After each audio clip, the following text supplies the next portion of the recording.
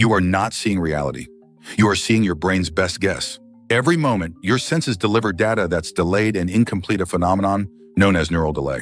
Light travels to your eyes, signals transmit to your brain, and by the time perception occurs, the real world has already changed.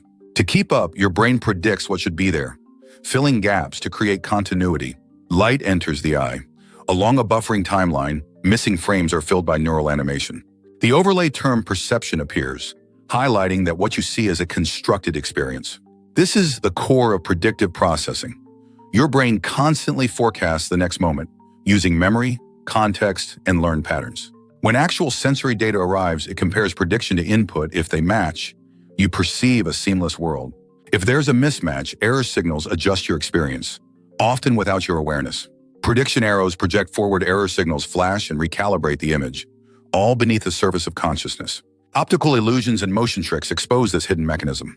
In the checker shadow illusion, identical squares look different because expectation shapes perception. Context cues and labels transform a single image into multiple realities. Illusion overlays reinforce how easily perception is rewritten.